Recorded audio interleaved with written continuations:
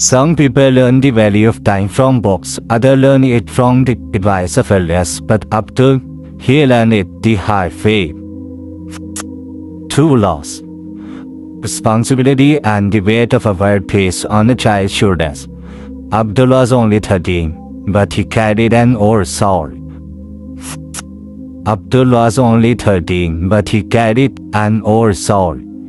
His village was quite trapped between dusty doors and endless views. Life moved slowly there, too slowly. People believed that time was something they had plenty of, like water flowing in the canal outside their homes. They wasted their morning laying on carpets, their afternoon gossiping under trees, and their nights planning dreams that they never worked for. But Abdul grew up watching a different kind of man.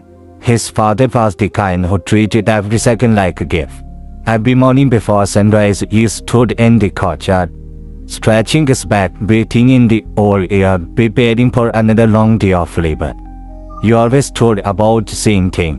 Without time is like water in your hand. If you don't cup it carefully, it slips through your fingers before you know it.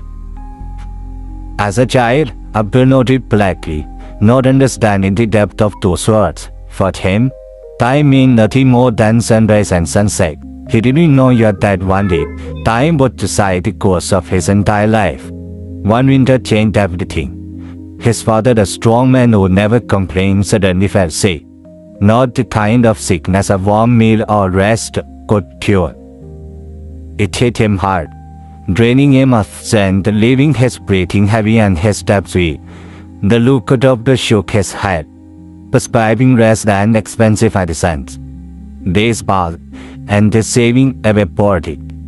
Neighbors who once came for tea and laughter now avoided eye contact, afraid to offer help.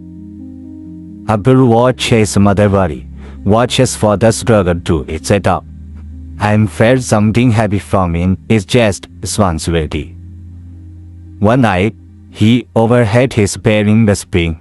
His father said, voice trembling, I think I am becoming a burden. His mother replied softly, you have carried this house for years. Let them carry us for a little while. But Abdul couldn't bear those words. He couldn't watch his father drink under happiness, helplessness. That night, while everyone slept, Abdul sat outside under the moonlight. He started at his barn, small thing, trembling, undecided. If these hands cannot change everything today, one day they will. The next morning he woke before dawn, washed his face, and walked to the village workshop, a place filled with noise, engine tools, and old men who jobbed loudly as they worked. When he approached, the chief mechanic looked up and eyed. What do you want, boy? Abdul cleared his throat. I want to work. The mechanic laughed. You are too small. Go play marbles or fly a kite. But Abdul didn't move. He stood there silently. Hands clenched, heart determined. Hours passed. Mechanics finished repairs. Two breaks, left smoke. Abdul simply was studying their hands, their tools, their methods. By noon, the mechanics grew irritated. You are still there? Abdul nodded. The man sighed. Fine, sweep the floor. It was not an opportunity. It was not even kindness. It was a test. And Abdul treated it like a blessing. He stood at the corner with full focus, as if he were doing the most important job in the world. When he finished, he waited again. When someone dropped the boy, he picked it up. When a mechanic needed water, he ran to bring it. He listened, observed, memorized. Days turned into weeks, but between a sweeping turn into handing tools, then into small repairs, then into bitter ones. The old mechanic soon discovered something remarkable. Abdul's memory was sharp, his focus unnudged, his discipline behind his eyes. When other took breaks, he practiced with scar parts. When other talked, he listened to the sound of engines. One evening, the mechanic said, You learn faster than grown man. Abdul didn't smile, he simply lowered his head and whispered, I have to. While other boys his age wasted time wandering the village playing games, going through cheap phones, Abdul walked until late evening, then walked home with aching feet and with a satisfied heart. Every pea he earned went into a tin box under his father's pillows. He didn't tell him where it came from. He didn't want praise. He wanted time, more of it, for his father. His father slowly began recovering, but Abdul didn't stop. The workshop had become more than a job. It was his wet field, and time was his open. His learned that to an horse wasted was opportunity lost. A minute wasted was a skill lately. A second wasted was a future weekend. One night, as Abdul messaged his father's legs, his father opened his eyes and said, Beta, you grew up too fast. Abdul held his father's wrist hands and replied, No, pa, I just stopped wasting time. Years passed. Abdul mastered the craft, saved money, and earned trust. He became known in Merby town as the boy who never wasted a single moment. When he turned 19, an opportunity knocked on at his door. A small corner shop around in the city. People doubted him. You are too young. You don't know business. What if you fail? But Abdul had learned something most people never do. Time does not care about fear. Time only rewards action. He moved to the city with his tools, a worn bag, and a heart full of determination. The first month was brutal. Competition was fierce. Customers suspicious, police demanding bad drivers, nights long and lonely. But Abdul showed up every day, every hour, every minute.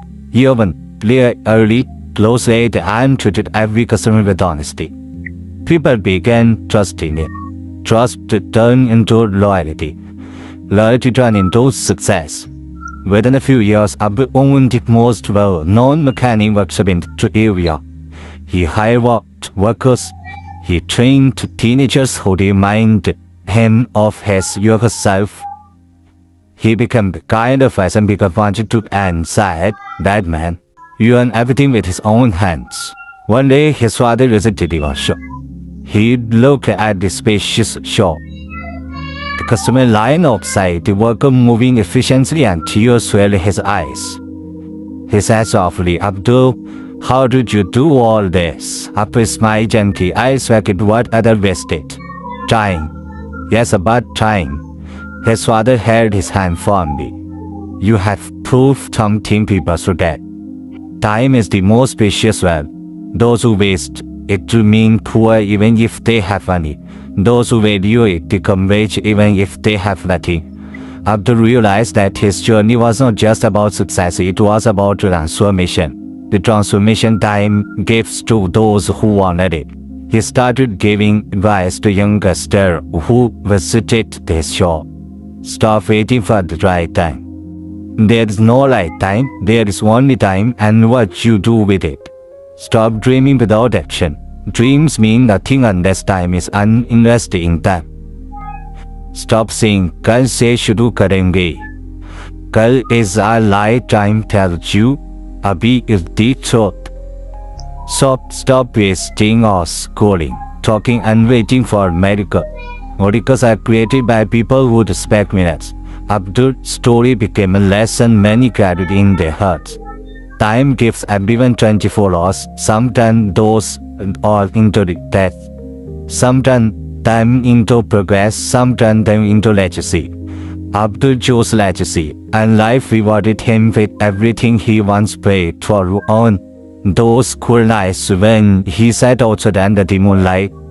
To this day, he still says, money can be earned again, strength can return again, opportunities can come again, but time never comes back. If Abdul's journey taught you, then today, right now, make a decision.